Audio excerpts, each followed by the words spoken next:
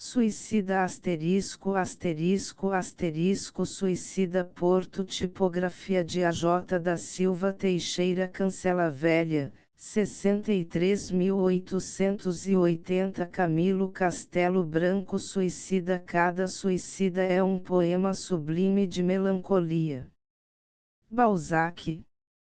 Livraria Internacional de Ernesto Chardron, editor Porto e Braga 1880 Elisa Loewe Weimar a senhora, que teve este nome, suicidou-se com um tiro, no Porto, no dia 30 do mês passado. De entre os meus escritos de há 12 anos reproduzo um que a toda a gente, com certeza, esqueceu, tirante o coração de aquela que hoje é morta. Dizia assim, a formosa das violetas Júlio Janin, no folhetim do Jornal dos Debates de 30 de março do corrente ano, 1863, escreveu o seguinte: no ano da graça de 1836, o mês de abril correu aprazível e delicioso, e no mês de maio ressoaram canções que farti. Ora, a ponto de expirar o mavioso abril e repontar o maio, apenas são volvidos 27 anos e 3 revoluções. As turbas afanadas e curiosas acotovelavam-se no vestíbulo do Teatro da Porte Saint-Martin. O já então popular e glorificado Ottar de Henrique III, de Antony, de Ricardo de Arlington, da Torre de Nesle e de Ângelo, em aquela noite, pusera em China um mistério em que figuravam anjos e demônios. Agrupados à porta do teatro, muitos rapazes de aquele tempo cediam o passo à multidão azafamada, divertiam-se a vê-la entusiasmada, e notavam os homens conhecidos, os homens celebres, uns no começo, outros no termo da sua carreira. Eis senão quando todos os olhos convergiram sobre um soberbíssimo trem, uma berlinda de Erler, ajaezada a Brun, e tirada por uma parelha de enormes urcos ingleses, saídos das cavalariças de Madame la Dauphine. Um espadaúdo cocheiro, e um alentado húngaro de 7 palmos de altura, afora o penacho, todo broslado de galões de ouro, completavam a equipagem que parou de súbito à porta do teatro. Aberta logo pelo queido que a portinhola, caídos estrondosamente os degraus da berlinda, vimos apear um elegante moço. Não tinha ainda 30 anos, vestia com requintado esmero, gravata branca e luvas amarelas, estatura corpulenta e formosamente conformada, cabeleira clamistrada, boca um tanto grande, mas graciosa, olhar ardente, e altiva compostura no aspecto. No braço do mancebo apoiava-se a leve mão de uma senhora, juvenil como ele, ansiosa de volitar por sobre o espaço intermédio. Que linda ela estava com o seu vestido de primavera! Violetas na mão, violetas como adorno no chapéu de palha, ondulante faixa a tiracolo, calçada com extremada perfeição de botinas gaspeadas de cinzento e escarlate. Formosa e esbelta a mais não ser. A impaciência tirava por ela, e o irmão caminhava a passo mesurado, com aqueles ares de homem que em si escuta a fada benigna da suprema fortuna. Exornavam o peito do cavalheiro as mais variegadas cores da pedraria dos ornatos e condecorações. Era barão em França, marques em Espanha II, e sucessor do Clube dos Fidalgos Florentinos. Contava-se era verdade que o somenos utensílio dos seus aposentos era de ouro, o seu lavatório era de ouro armoriado, e dourada a sua camara. Todavia, creiam-me, se quiserem, a sensação que nos causou foi a da admiração simpática, inveja, não? Em esta França, atenta e aliada nos aparecimentos de cada dia, tais como, de manhã, as Orientas, depois a carnagem de Missolong e de Eugênio de Lacroix, ao meio-dia, os discursos de Thiers, à noite, a ópera de Meyerbeer, no dia seguinte, um romance de Balzac, uma canção de Alfredo de Musset entre nós, aquele mancebo tinha, de pouco, revelado Hoffmann e os seus contos. Escrevia ele rápido, pouco e bem. Sabia inglês como um diplomata, e o alemão como um filósofo.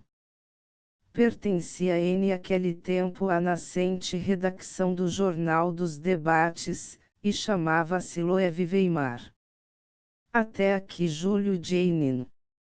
Asterisco nos arrabaldes de Londres, em uma quinta de delicias, quantas pode imitar da natureza a arte britânica, vivia, em aquele tempo, um português que a intolerância política expatriara em 1828.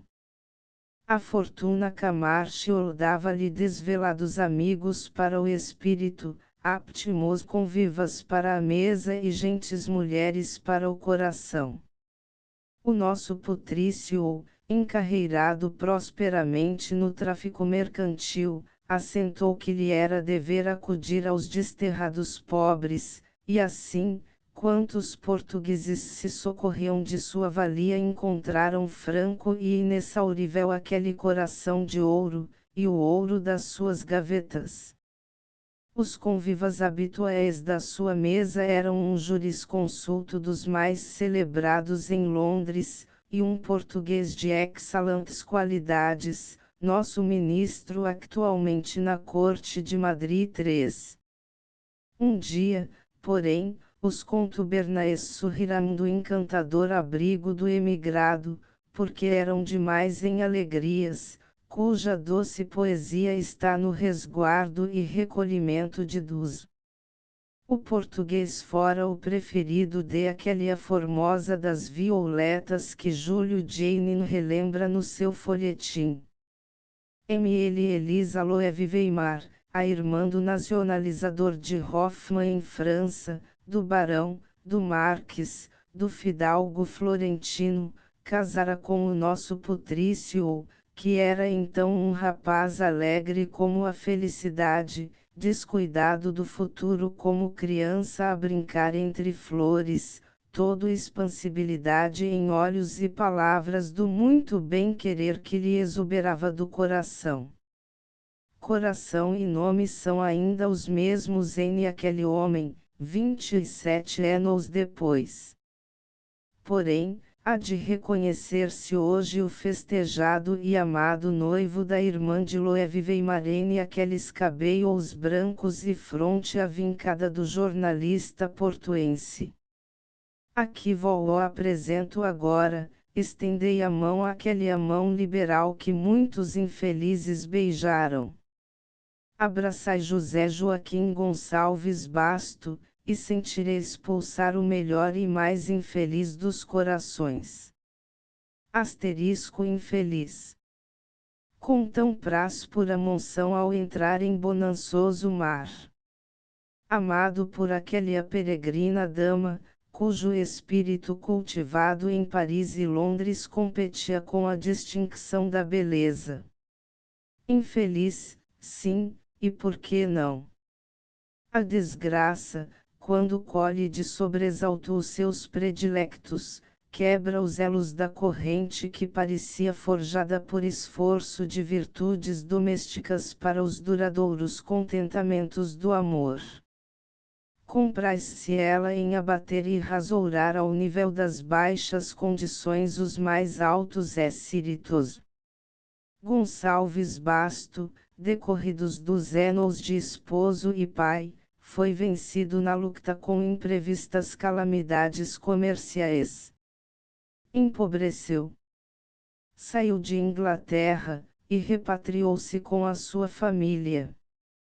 De repente, e o mais logicamente que o puderam fazer, os amigos desampararam-o, desobrigando-se da dívida, esquecendo o credor. Permaneceu, contudo, leal no infortúnio um que se mantivera desprendido na prosperidade, era José Vieira de Carvalho, moço portuense abastado, instruído e bom. Deliberara Vieira fundar um jornal de parceria com Antônio Bernardo Ferreira, e com o actual deputado e integérrimo caráter, o Ezenar Joaquim Ribeiro de Faria Guimarães IV. Fundaram a coalizão, cuja redacção e responsabilidade aceitou Gonçalves Basto. Os proprietários, porém, a pouco e pouco se desligaram de compromissos, declinando sobre o redactor o encargo de sustentar intelectual e materialmente o jornal. Gonçalves Basto, extinta a coalizão, fundou o Nacional, faz hoje 18 anos. Entretanto, José Vieira, rico e celibatário, antevendo o praxamo termo da vida, anuncia que a sorte dos filhos de Gonçalves Basto está segura nos seus haveres. Morre em Paris, e o testamento é roubado em benefício de parentes remotos. Na Contra-Revolução de 1846, Gonçalves Basto, ao serviço da Junta do Porto, foi nomeado comandante de um batalhão de artistas. Reprime a indisciplina, e dá no campo o exemplo da coragem um tanto insubordinada, porque espingardeava os espanhóis que transpunham as fronteiras do norte, quando a junta lhe ordenara que respeitasse a intervenção.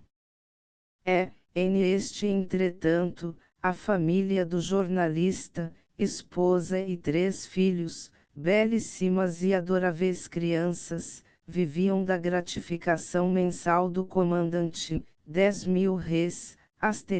José Joaquim Gonçalves Basto envelheceu cortado de lancinantes dores, porém, 2 vezes tão somente lhe vi o rosto lavado de lágrimas, foi ao resvalarem-lhe dos braços a sepultura dos filhos. A pobreza será-o de perto há 15 anos, e ele como que tem minas de diamantes na mais risonha filosofia que ainda vi. É sempre com um sorriso que vos ele diz, não tenho nada. A desgraça tem destes sorrisos que são, adentro do peito, unhas de ferro. E ela, a formosa das violetas de 1836, a irmã do barão em França, do fidalgo em Florença e do marquês em Espanha. Elisa Loevive e Marvai, algumas vezes, ao cemitério da Foz, onde vicejam umas flores plantadas por sua mão sobre a sepultura de um dos seus filhos. De certo lhe esquecem as pampos e as vaidades de sua brilhante mocidade. Aquele cômoro de terra separa esta mãe das gloriosas presumpções da irmã do fastuoso literato, da formosa que o príncipe dos folhetinistas franceses recordava 27 anos depois com as calorosas expressões de uma saudade que parece o reflexo do amor. Que tem que ver no cemitério da Foz aquele Aniobe com a sua beleza preconizada em Paris. Ai! Formosura! Flor de um dia, queimada pelo gear de uma noite.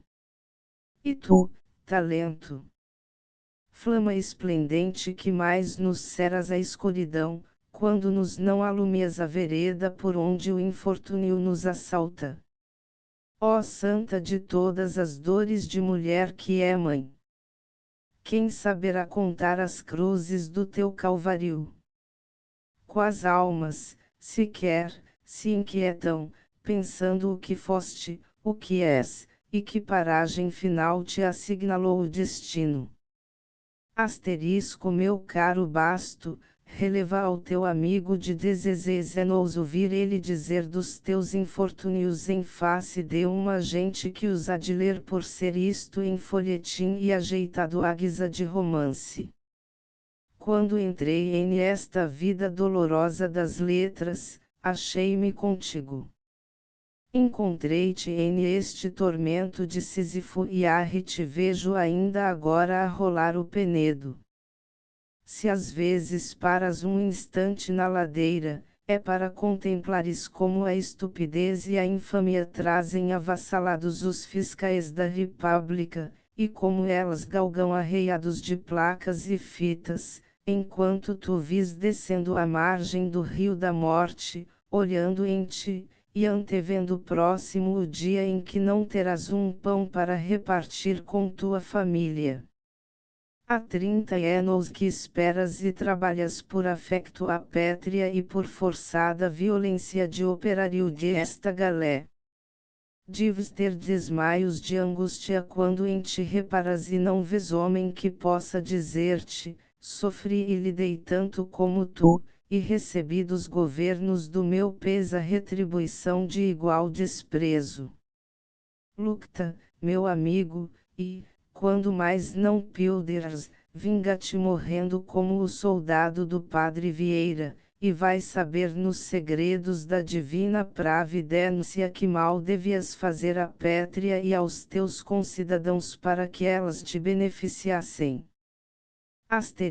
Algum tempo depois, José Joaquim Gonçalves Basto, quando o cerquilou de ferro da penúria se apertava, encontrou a mão poderosa de um ministro que LHO partiu. A salvadora chamava-se a Justiça, e o ministro era o Ezenar Fontes Pereira de Melo.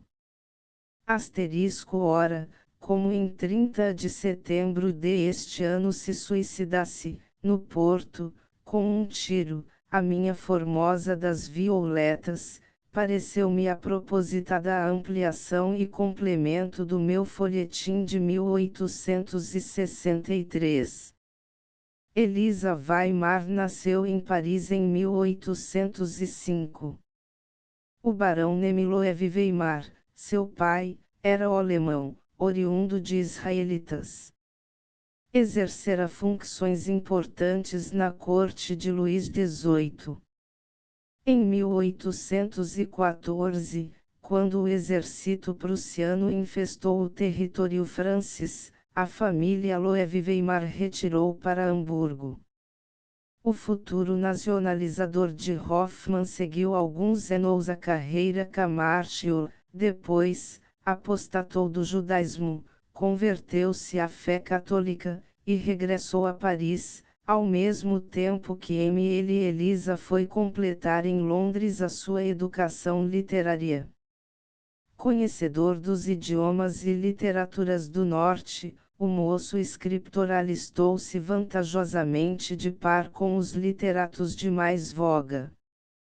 Entrou seguidamente na redação do Album, da Revue Encyclopédique e do Figaro. Muitos livros alemães desconhecidos em França trasladou-os ele com estilo sedutor, e da literatura de Alain Renaud publicou em 1826 um compêndio. Traduziu depois, com excelente êxito, romances de Van der Velde, contos de Hockey, de que auferiu renome e dinheiro a granel. Na Revista de Paris, cujo fundador foi, publicou novelas e artigos de estética. Em 1830 substituiu no tempo o celebrado Imbart na redação dos folhetins teatrais, e excedeu-o na graça mordente e na dicacidade engenhosa. A pujança do crítico era tal que um impresario e diretor da ópera lhe deu sociedade nos lucros do teatro, a fim de o amaciar e polir com o atrito do ouro. É inútil acrescentar, diz um biógrafo, que, no conceito do folhetinista, o modo como era dirigida a China lírica não deixava nada a desejar. Volvido um ano, solicitou a Revista dos Mundos para escrever a crônica política. Em esta árdua missão houve-se com rara fortuna e dexteridade, flagelando os personagens mais graduados. Os ministros galardoaram-lhe a sátira, enviando-o diplomaticamente a Rancho com uma missão temporária e especial ao imperador Nicolau. Esta enviatura acresceu às despesas dos negócios estrangeiros 60.000 francos annuais, era cara a mordaça. Regressando a Paris, foi nomeado cônsul de França em Bagdad.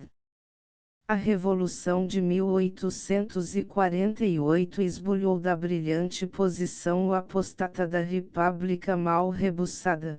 Quando porém Loewe Weimar chegou demitido a Paris, já a reação vingou repoou na diplomacia, indemnizando-o da injustiça com o Consulado-Geral de Caracas, América do Sul.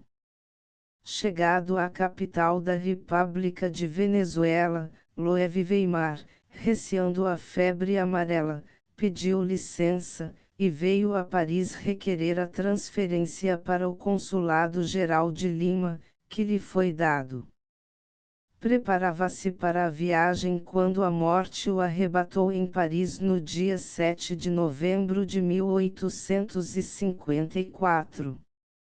Acrescenta o biógrafo em frases pouco funerárias. A morte é de crer que o apanhasse com as madeixas encaracoladas em papelotes, porquanto o seu trajar, o apontado da sua pessoa, e mormente os esmeros que punha na sua cabeleira loura, lhe haviam sido a constante preocupação da vida. A tal respeito, se conta que o primeiro dividendo que recebeu na empresa lírica, empregou-o na compra de um vestido completo de veludo escarlate lavrado que lhe custou 25,200 francos. É o que faria, nem mais nem menos, uma loreta. Não custa, pois, a crer que ele, sempre narcisando-se e sempre rapaz, acabasse, já em anos outonissos, por esposar uma estrangeira rica. Luís Felipe fizera o barão. Um dia, deu-lhe na veneta de abrir o seu brasão de fresca data em um manto de arminho com a coroa de duque, fez-se, pois, inducalizar, mediante dinheiro, pelo governo espanhol. Afora as obras já referidas, deixou chinas contemporâneas, publicadas com o pseudônimo de Comtesse de Chamilly. O livreiro L'Advocat também imprimiu em 1840, sob o título Homérico de Nepenthes, uma selecta de seus artigos de jornais e revistas. Um dos admiradores mais exaltados de Loewe Weimar foi o insigne Philarète Chasles, professor do Colégio de França, há pouco mais de um ano falecido, com reputação europeia. Nos seus estudos sobre a Alemanha no XIX século, publicados em 1861, recorda-se de Loewe Weimar, no capítulo intitulado Os Três Magos do Norte. Um dos três magos era o nacionalizador de Hoffmann. São estas aproximadamente as palavras de Philarète Chasles. Vede-me este personagenzinho cinco franzino e louro, gracioso e fino, melodioso e sardônico, tafu, garrido, esbelto, refinadamente casquilho. Casou romanticamente. Assim se casavam Queissa e todos os literatos do nosso tempo. É Loewe Weimar, aquele que escreveu o Nepenthes, e colaborou na Revista dos Mundos com o Dr. Veron, Charles Nodier e comigo. Acabou por ser em Bassora ou Bagdad, não sei que sultão oriental bochechudo, pantafaçudo, enojado, somnolento e amodorrado. Este pintalegrete, este chasqueador, aliás amabilíssimo, que foi o Adail, o porta-bandeira do motim literário de 1815, não nascera para contemplações absortas nem aventuras grandiosas. O salão do século XVIII era a mais frisante moldura da sua vida e o teatro que mais lhe quadrava a índole. Procedia de Champfort, de Champsenetes e de Caisote. Tinha o desempenho social, o conhecimento dos homens, a flexibilidade, a solércia. Como Congreve, pavoneava-se de não ser homem de letras. Arreda. Não que a tinta suja os dedos. Delatou-se introduzir a Hoffmann, e Loewe Weimar nacionalizar a Francis. Loewe arregaçou os punhos, adelgaçou-lhe as grosserias, recobriu as cores dúbias, encurtou as demasias, elidiu os destemperos, amenizou as asperezas e recompôs, sob pretexto de versão, um novo Hoffmann, que deu brado em Paris. Inventou-se então uma palavra para tamanho éxito, o fantástico. A França morreu de amores por Hoffmann, falsificado por Loewe e apregoado por Coraf, asterisco tal que sei do irmão da suicida. Esta senhora, quando eu a conheci em 1849, mostrava ainda uns traços esmaecidos de beleza rara. Representava 35 anos, tinha 44, e redigia uma folha em francês, cujo título me esqueceu. Colaborava nesse semanário ameno o cônsul de França Mr. D'Estrées, que pereceu no naufrágio do vapor Porto, em 1852. Eram 3 os seus filhos, lindos e louros como ela e como o pai. Gonçalves Basto havia sido um homem gentilíssimo. Dava ares de inglês, e nascera em Cabeceiras de Basto, onde floresce uma raça de homens celtas esculturais, e de mulheres fortes, raça calaica, as quais sobejam as exigências musculosas da estatuaria. Em aquele tempo, ouvi dizer que a paz doméstica do proprietário e colaborador do Nacional não era invejável. De feito, Gonçalves Basto alimentava-se nos restaurantes, desculpando a irregularidade insalubre e estouvanada deste viver parisiense com a faina jornalística. Elisa era mãe extremosa. Quando lhe morreu o 3º dínato, a criança mais angelical que ainda viu, uma menina de 9 anos, a mãe, em um ímpeto de desvario, fugiu para a foz com os outros 2 filhos, e alfaiou elegantemente uma casinha contígua ao cemitério, que então se andava construindo. Uma das primeiras lápides que eles se assentaram cobriu o cadáver de um dos 2 filhos. Este menino, se bem me recordo, era afilhado de Lamartine. Visitei com frequência esta senhora esse ano de luto e desesperação. Era solidamente instruída. Lia os livros portugueses com rara inteligência. Achava os romances peninsulars fastidiosos como A Corte na Aldeia de Rodrigues Lobo. Dizia que nós apenas tínhamos um céu azul com uma bonita lua, e na terra muitas flores e ribeiros cristalinos que nos inspirassem, mas que o romancista carece de sociedade viva, com as suas boas e ruins paixões. E acrescentava que Portugal era geograficamente obrigado a ser um alfobre de liristas. Mostrou-me o seu álbum de autógrafos. Os mais preciosos dera LH o irmão, que se carteara com parte dos seus contemporâneos ilustrados. Tinha-os de alto valor histórico, escritos por Maria Antoinette, por Luís XVI, por Chateaubriand, por M. de Staël, pelos estadistas das grandes tradições. A sua livraria era pequena, e quase toda inglesa. Não sabia o alemão, tencionava porém estudá-lo, quando serenasse a tempestade que ainda rugia à volta da sua alma articulando-lhe os nomes dos filhos. Foi ela quem me deu o Adolfo, romance de Benjamin Constant, e me disse, leia-o enquanto lhe pode ser proveitoso. Li-o, e não aproveitei nada, nem ela, que o lera 3 vezes, aproveitara muito. Os livros nada ensinam na alçada do coração. A experiência, sim, mas a lição vem tarde. Quem ensina tudo é a velhice. Ainda bem, se nos salva dos espetáculos do riso, e nos tira o pincel do bigode. Henri de Weimar Basto, o filho primogênito, quando frequentava distintamente a escola politécnica e auxiliava o pai traduzindo o Times, morreu tísico aos 18 anos de idade, nos arrabaldes de Lisboa.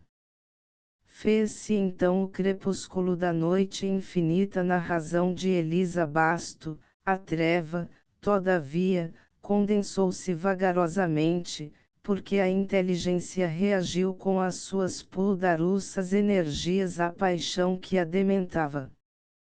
Principiou a estudar o idioma germânico de tão frenético modo que Harry mesmo denunciava o desconcerto do seu espírito.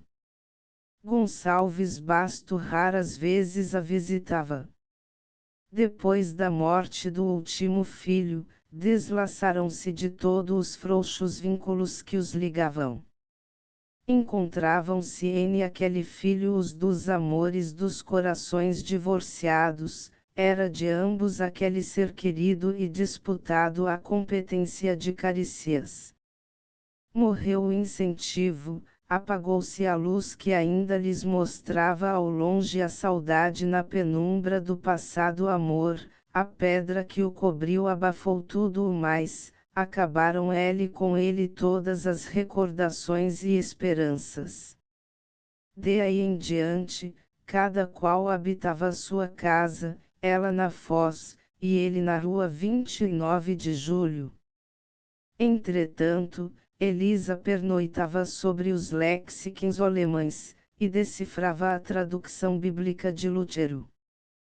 Deste afanoso estudo tenho à vista a prova no fragmento de uma carta que me ela escreveu por esse tempo. Eu tinha publicado um folhetim de má prosa acerca dos provérbios e cantares.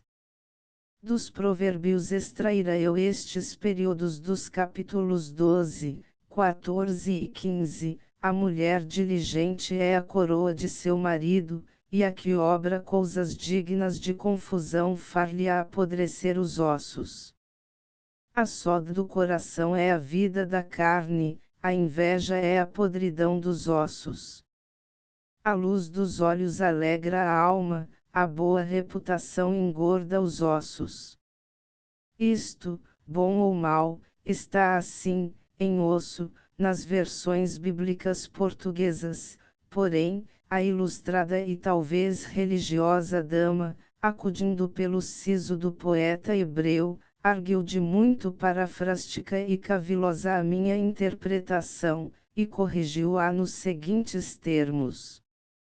La meio leuri, la plus exacte, la plus elegante traduction de la Bible est la traduction alemã de Martin Luther. Or voici, mot por mot, les versets que Mr. CCB cite, la femme diligente est la Coran de Saint-Marie, la nonchalante est elle ou série de Saint-Cor 6. Un bon seu ou est la vie de la complexion, constitution do cor, ele envia est ele o seridesus. Anseou iur joy urendla viagreable, mais unium meur samber disseste eli cor. Univisida amicali rejoit eli seu iur, unibun renon e ingrace eli cor. Eli leide affecto euxeste do mil que conforte eli ami rafraixit eli cor. Na verdade, o monge augustiniano, vertendo para corpo o que os 70 ossificaram desgraciadamente, expungiu dos versículos a parte picaresca. Bom foi isso.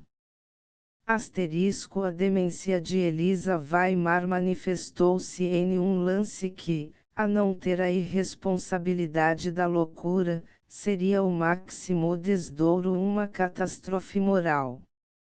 Foi ela pessoalmente delatar à autoridade civil que seu marido e outras pessoas conjuravam contra a dinastia e elaboravam tramas sanguinolentos nos subterrâneos da oficina do Nacional. O magistrado, como se a respiração da mentecapta o contagiasse provisoriamente, lançou inculcas, adestrou espias, afurou certas luras onde os conspiradores poderiam alapardar-se. Afinal relaxou-se um pouco, confiando a sorte da dinastia às fatalidades indeclináveis do destino. De outra vez, a deplorável senhora, quando o meu querido amigo José Cardoso Vieira de Castro era já falecido em Loanda, denunciou ao administrador do bairro de Sedofeita que, em casa de seu marido, estava escondido Vieira de Castro, fugitivo de Angola, onde, de acordo com as autoridades, dera morto por si. Esta denúncia foi desprezada com bastante admiração minha. Várias pessoas me disseram por esse tempo que Vieira de Castro passeava vivíssimo na América Inglesa. Não seria, pois, absurdo fazê-lo viajar até casa de Gonçalves Basto, na Ramada Alta. Em esta visualidade de Elisa há uma coincidência memorável. Na casa que ela indicara como esconderijo do condenado, hospedara-se Vieira de Castro com sua senhora, quando chegaram a Portugal. Morava então ela e seu irmão Antônio. No ano seguinte, foi habitar a Gonçalves Basto, atraído pela beleza do sítio e prazeres da jardinagem em que se ocupava todas as horas vagas dos seus lebers de escrivão de fazenda. Aqui viveu 3 alegres anos o fatigado lidador do jornalismo, cultivando flores, morangueiras, parreiras, e fabricando ele mesmo, na qualidade de lagareiro, o seu vinho, com que, no estio, deliciava os hóspedes. Em esta inocência de patriarca, o assaltou um dia a esposa, ao cabo de 9 anos de divórcio, intimando-lhe que saísse daquela casa que era dela. O flegmático marido enfardelou alguns objetos de primeira necessidade e mudou-se, como quem foge. Tinha juízo. Aquela visão etérea de J. Jane, olorosa de violetas, recendia agora a pólvora e fósforo dos revólveres, desde que o rapazio da Foz lhe pegou de apupar as abas amorfas e infinitas de uns chapéus de palha mastreados de escumilhas variegadas. Magoa-me verdadeiramente desfazer algum tanto na sentimentalidade com que, em alguns periódicos, se lastimou a miséria de Elisa Weimar. Vi escrito que a suicida experimentara as agonias da fome, da casa sem aconchego, do desamparo dos indigentes. Não é exato isto. Há de haver 14 anos que ela foi a Paris instaurar um pleito sobre a herança de seu irmão. A ação intentada terminou por conciliação, lucrando a irmã de Loewe Weimar uma pensão anual e vitalícia de 3.000 francos. Além disso, recebia 18 cifrão 000 res mensais que lhe dava o marido.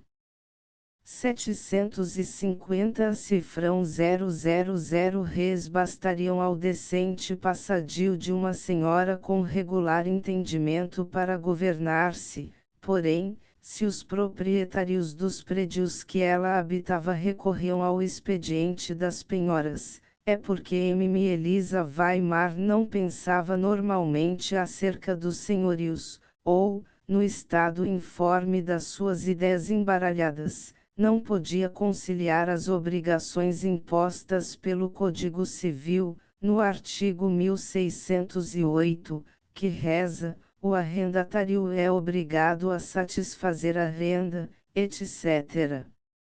De mais a mais, esta senhora presumia-se muito rica e muito perseguida pelos jesuítas, talvez reminiscências delirantes da família do general Simon Diesso à volta do porto, reputava propriedades suas, rústicas e urbanas, as campinas mais férteis e os chalés mais embrincados.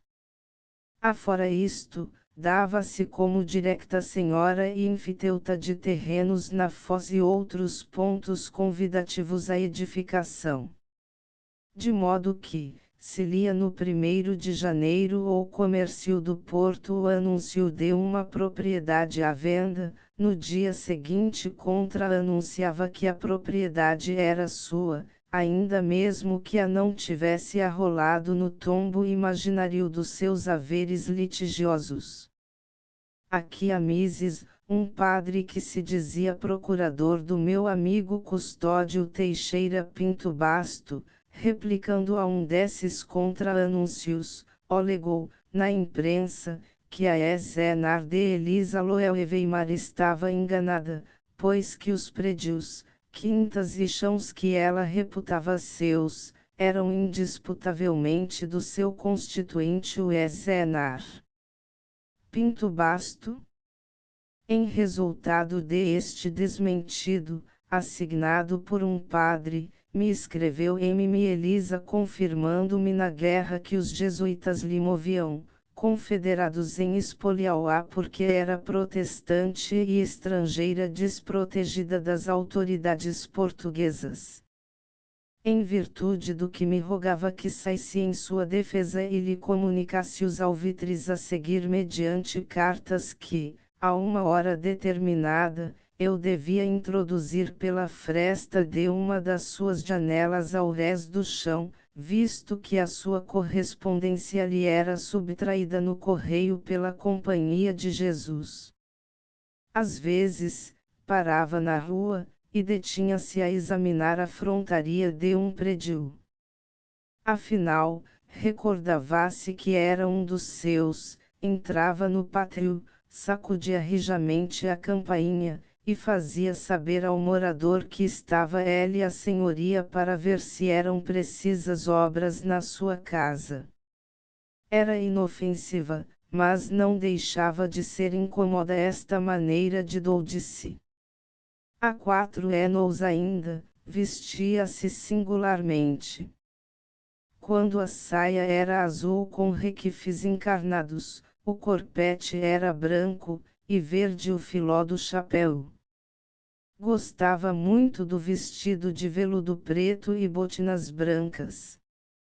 Os transeuntes paravam descaridosamente a rir, e ela passava, triste e solene como o símbolo da desgraça em um baile de carnaval. Em estes 2 anos derradeiros, trajava menos que modesta, pobremente, um capotilho cor de castanha, apresilhado na cintura, e um chapéu campestre de palha cor de bronze.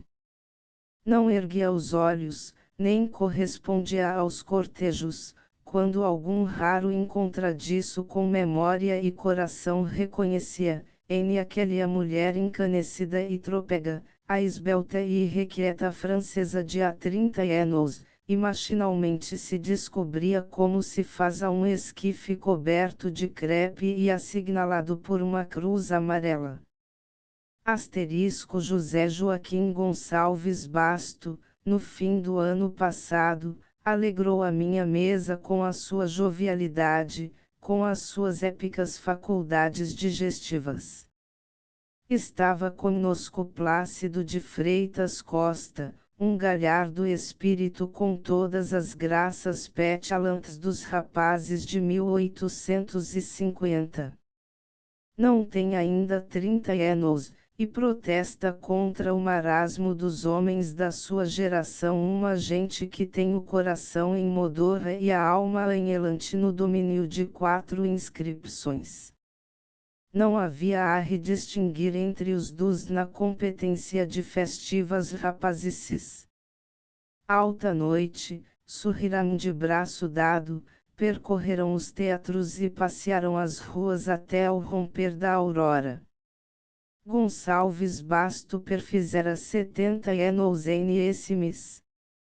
Ao outro dia, Plácido de Freitas dava um jantar ao decano da imprensa portuense no Hotel do Louvre.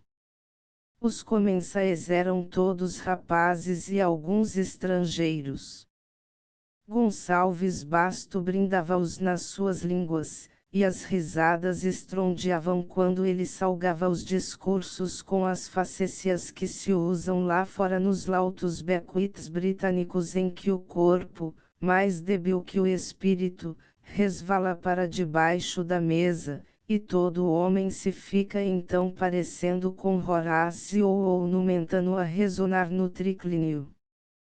2 meses depois, estando eu enfermo, disseram-me que José Joaquim Gonçalves Basto adoecera, pela primeira vez na sua vida.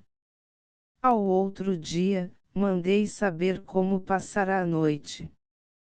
Tinha morrido às 5 horas da manhã. A viúva, participando-me que seu marido era defunto, relatava o caso tão glacialmente como se historiasse o trespasse do seu quinto avô. Todavia, tinha magoados toques o seu estilo quando arguia de haver deixado hipotecadas fraudulentamente as propriedades em benefício de várias mancebas. A falta do marido, que para ela representava 4 libras mensais, verdadeiramente não autoriza a hipótese da pobreza. Os numerosos e extensos anúncios que publicava, em ressalva das suas propriedades, eram pagos.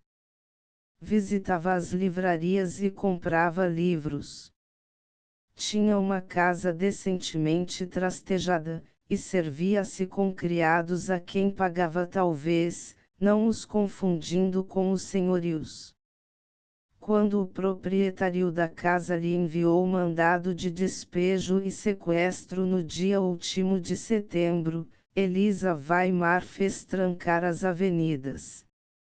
Nesse momento, a sua alma aterrada pelo estrondo dos esbirros que arrombavam as portas, estremeceu, acordou. Eis o momento da lucidez.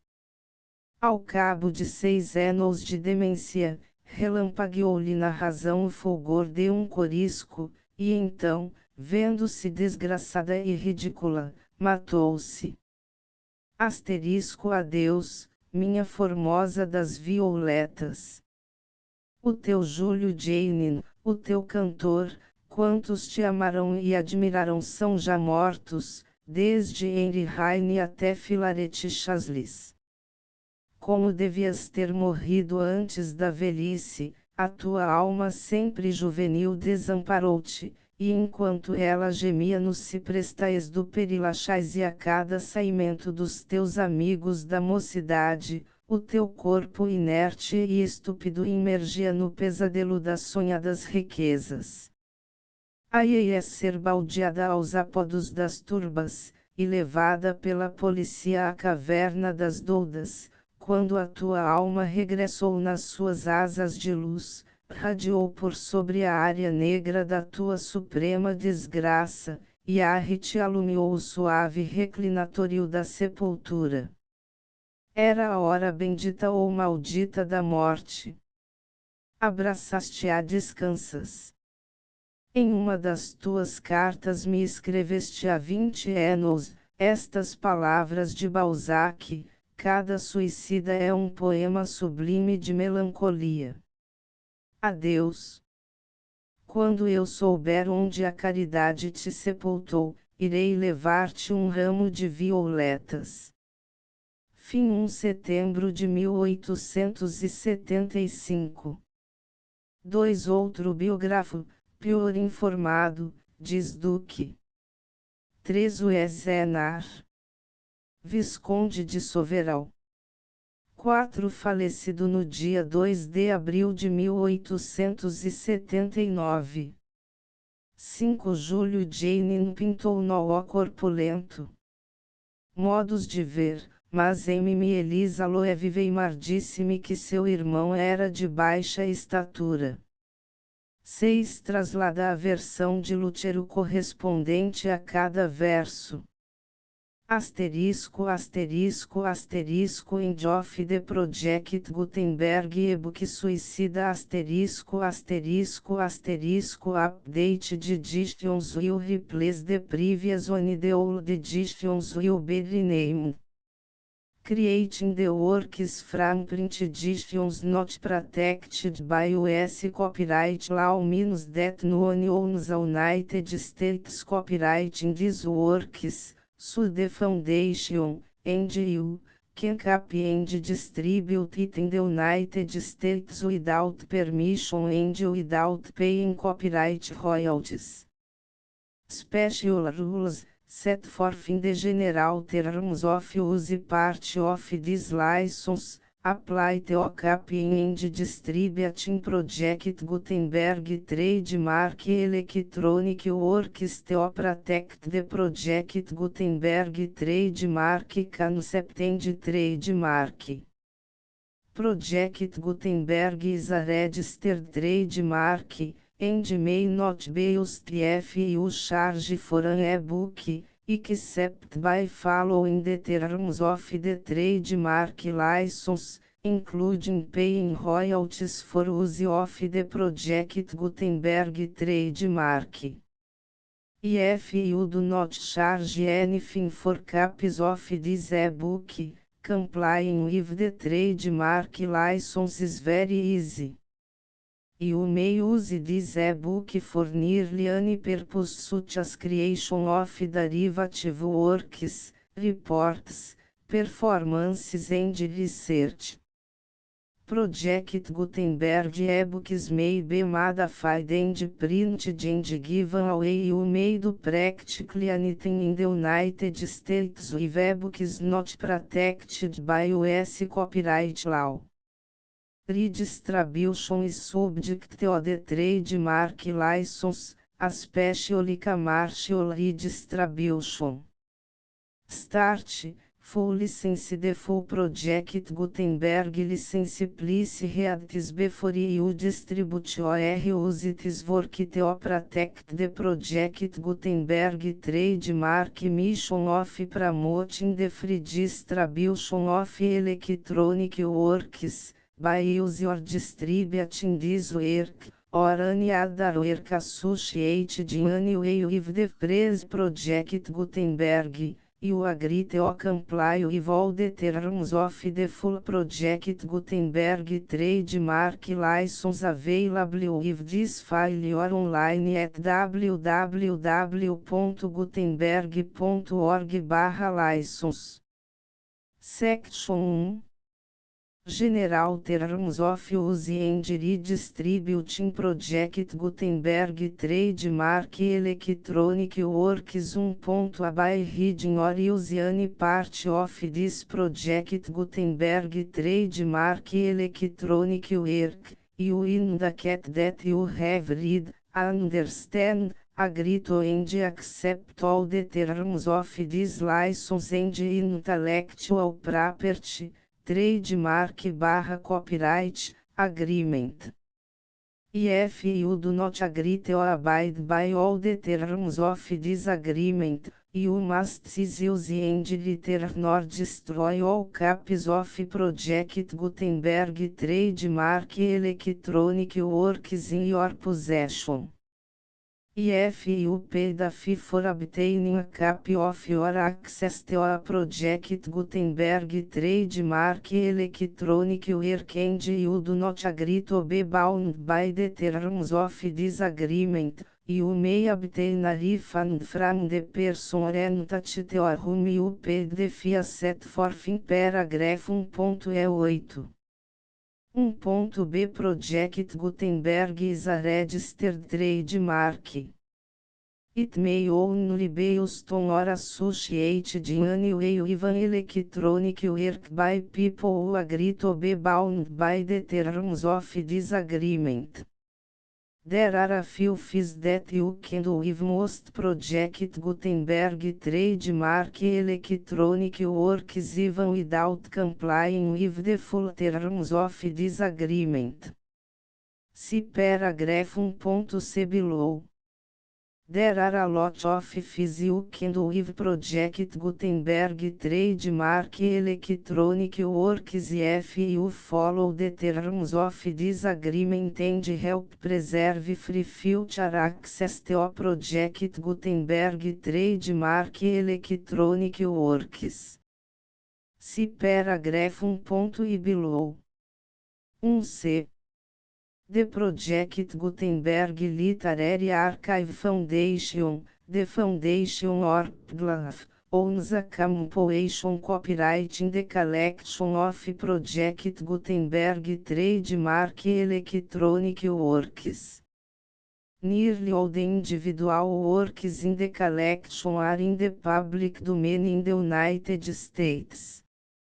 If individual works are unprotected by copyright law in the United States and you are located in the United States, we do not claim a right to prevent you from copying, distributing, performing, displaying or creating derivative works based on the work as long as all references to Project Gutenberg are removed. Of course, we hope that you will support the Project Gutenberg trademark mission of promoting free access to electronic works by freely sharing Project Gutenberg trademark works in compliance with the terms of this agreement for keep the Project Gutenberg trademark name associated with the work. You can easily comply with the terms of this agreement by keep this work in the same format with its attached full Project Gutenberg trademark license when you share it without charge with others. 1.d. The copyright laws of the place where you are located also govern what you can do with this work. Copyright laws in most countries are in a constant state of change. If you are outside the United States, check the laws of your country in addition to the terms of this agreement before downloading, copying, displaying, performing, distributing or creating derivative works based on this work or any other Project Gutenberg trademark work. The Foundation makes no representations concerning the copyright status of any work in any country other than the United States. 1.e Unless you have removed all references to Project Gutenberg. 1.e1. The following sentence, with active links to, or other immediate access to, the full Project Gutenberg trademark license must appear permanently whenever any copy of a Project Gutenberg trademark work, anywhere on which the phrase Project Gutenberg appears, or with which the phrase Project Gutenberg is associated, is accessed, displayed, performed, viewed, copied or distributed, This e-book is for the use of anyone anywhere in the United States and most other parts of the world at no cost and with almost no restrictions whatsoever. You may copy it, give it away or reuse it under the terms of the Project Gutenberg license included with this e-book or online at www.gutenberg.org. If you are not located in the United States, you will have to check the laws of the country where you are located before use this e-book. 1.E2 If individual project Gutenberg trademark electronic works derived from texts not protected by US copyright law, does not contain a notice indicating that it is posted with permission of the copyright holder, the work can be copied and distributed to anyone in the United States without paying any fees or charges. If you are redistributing or providing access to a work with the phrase Project Gutenberg associated with or appearing on the work, you must comply either with the requirements of paragraphs 1.E1 through 1.E7 or obtain permission for the use of the work and the Project Gutenberg trademark as set forth in paragraphs 1.E8 or 1.E9. 1.E3 If individual project Gutenberg trademark electronic works posted with the permission of the copyright holder, your use and distribution must comply with both paragraphs 1.E1 through 1.E7 and any additional terms imposed by the copyright holder. Additional terms will be linked to the Project Gutenberg trademark license for all works posted with the permission of the copyright holder found at the beginning of this work. 1.E4 Do not unrecord that or remove the full Project Gutenberg trademark license terms from this work, or any files containing a part of this work or any other work associated with Project Gutenberg trademark. 1.E5 Do not copy, display, perform, distribute or redistribute this electronic work, or any part of this electronic work, without permanently displaying the sentence set forth in paragraph 1.E1 effective links or immediate access to the full terms of the Project Gutenberg trademark license.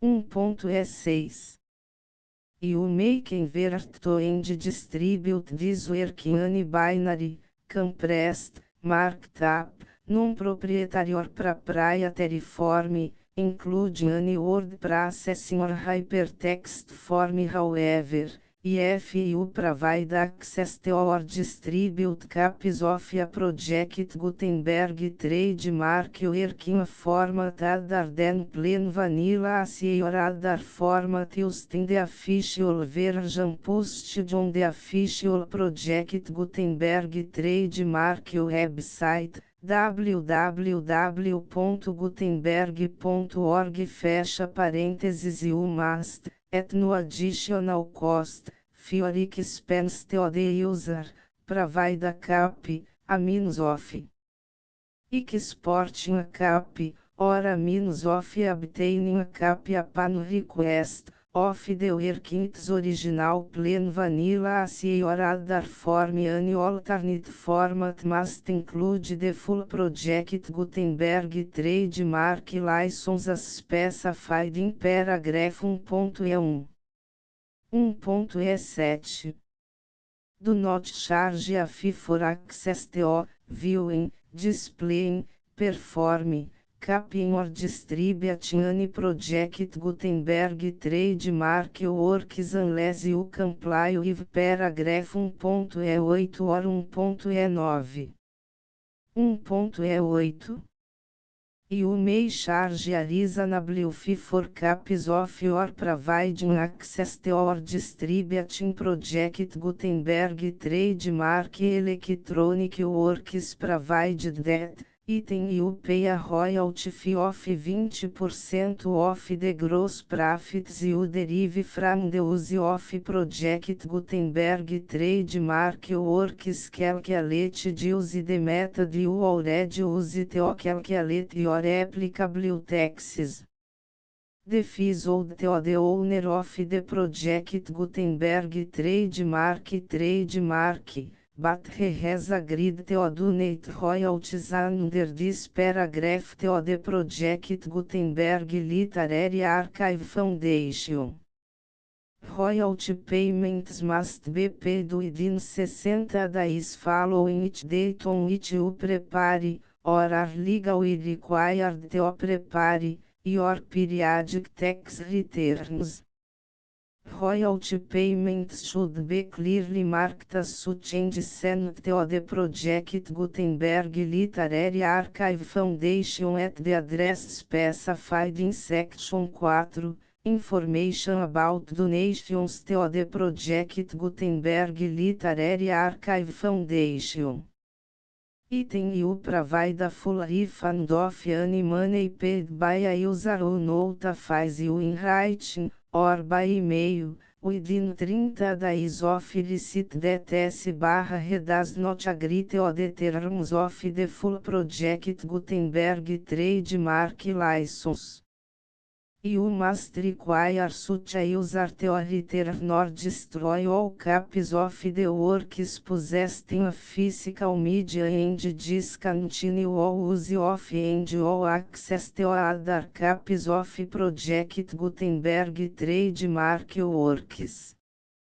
Item you provide, in accordance with paragraph 1.F3, a full refund of any money paid for a work or a replacement copy, if a defect in the electronic work is discovered and reported to you within 90 days of receipt of the work.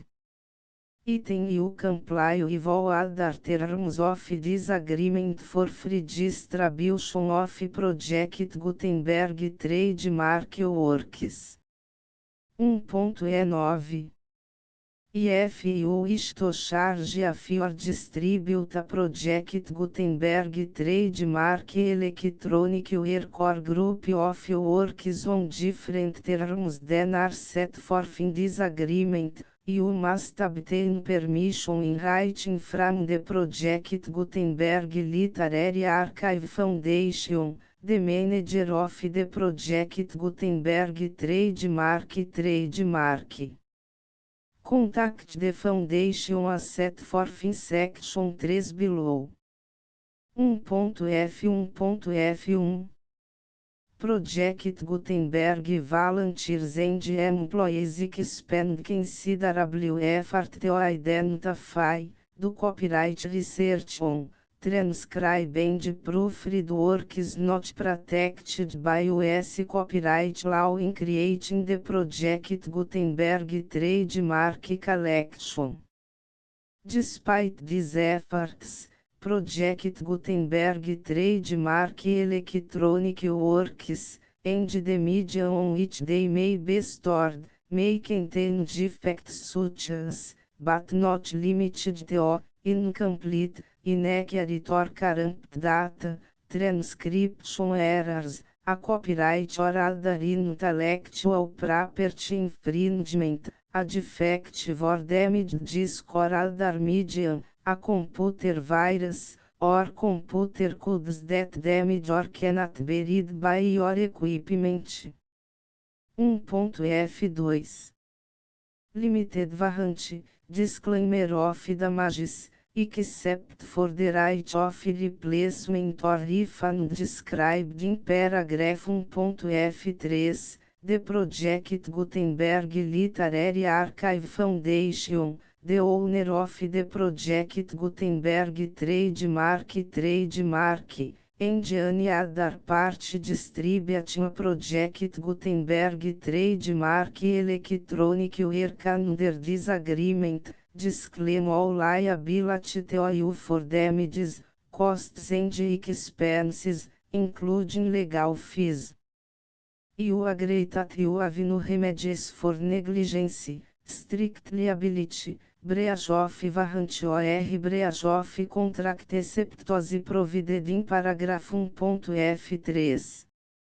You agree that the foundation, the trademark owner, and any distributor under this agreement will not be liable to you for actual, direct, indirect, consequential, punitive or incidental damages even if you give notice of the possibility of such damage. 1.f3. Limited right of replacement or refund, if you discover a defect in this electronic work within 90 days of receive it, you can receive a refund of the money, if any. You paid for it by sending a written explanation to the person you received the work from. If you received the work on a physical medium, you must return the medium with your written explanation. The person or entity that provided you with the defective work may elect to provide a replacement copy in lieu of a refund. If you received the work electronically, the person or entity providing it to you may choose to give you a second opportunity to receive the work electronically in lieu of a refund. If the second copy is also defective, you may demand a refund in writing without further opportunities to fix the problem. 1.f4. Except for the limited right of replacement or refund set forth in paragraph 1.f3, this work is provided to you as is, with no other warranties of any kind, express or implied, including but not limited to warranties of merchantability or fitness for any purpose. 1.f5. Some states do not allow disclaimers of certain implied warranties or the exclusion or limitation of certain types of damages. If any disclaimer or limitation set forth in this agreement violates the law of the state applicable to this agreement, the agreement shall be interpreted to make the maximum disclaimer or limitation permitted by the applicable state law. The invalidity or unenforceability of any provision of this agreement shall not void the remaining provisions. 1.f6. Indemnity. You agree to indemnify and hold the foundation, the trademark owner, any agent or employee of the foundation, anyone providing copies of Project Gutenberg trademark electronic works in accordance with this agreement, and any volunteers associated with the production, promotion and distribution of Project Gutenberg trademark electronic works, harmless from all liability, costs and expenses, including legal fees, that arise directly or indirectly from any of the following which would or cause to occur. A. Distribution of this or any Project Gutenberg trademark work. B. Alteration, modification, or additions or deletions to any Project Gutenberg trademark work, and C. Any defect you cause. Section 2. Information about the mission of Project Gutenberg Trademark. Project Gutenberg Trademark is synonymous with the free distribution of electronic works in formats readable by the widest variety of computers, including obsolete, old, middle-aged and new computers. It exists because of the efforts of hundreds of volunteers and donations from people in all walks of life. Volunteers and financial support to provide volunteers with the assistance they need are critical to reach Project Gutenberg Trademark's goals and ensuring that the Project Gutenberg Trademark Collection will remain freely available for generations to come. Em 2001, the Project Gutenberg Literary Archive Foundation was created to provide a secure and permanent future for Project Gutenberg Trademark and future generations. To learn more about the Project Gutenberg Literary Archive Foundation and how your efforts and donations can help, see sections 3 and 4 and the Foundation information page at www.gutenberg.org. Section 3. Information about the Project Gutenberg Literary Archive Foundation. The Project Gutenberg Literary Archive Foundation is a non-profit 501(c)(3) educational corporation organized under the laws of the State of Mississippi and granted tax-exempt status by the Internal Revenue Service. The Foundation's Senhor Federal Tax Identification Number is 64-6221541. Contributions to the Project Gutenberg Literary Archive Foundation are tax deductible to the full extent permitted by U.S. federal laws and your state's laws. The Foundation's business office is located at 809 North 1500 West, Salt Lake City, UT 84116, 8015961887. E-mail contact links and up-to-date contact information can be found at the Foundation's website and official page at www.gutenberg.org/contact. Section 4. Information about donations to the Project Gutenberg Literary Archive Foundation. Project Gutenberg Trademark depends upon and cannot survive without widespread public support and donations to carry out its mission of increasing the number of public domain and licensed works that can be freely distributed in machine-readable form accessible by the widest array of equipment, including outdated equipment. Many small donations, $1 to cifrão 5,000, are particularly important to maintaining tax-exempt status with the IRS. The Foundation is committed to complying with the laws regulating charities and charitable donations in all 50 states of the United States. Compliance requirements are not uniform and it takes a considerable effort, much paperwork and many fees to meet and keep up with these requirements. We do not solicit donations in locations where we have not received written confirmation of compliance. To send donations or determine the status of compliance for any particular state, visit www.gutenberg.org/donate.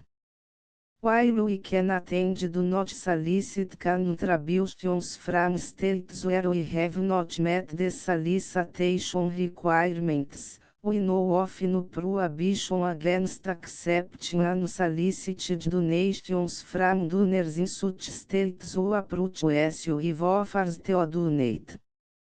International donations are gratefully accepted, but we cannot make any statements concerning tax treatment of donations received from outside the United States. US Los Alones One Power Small Staff.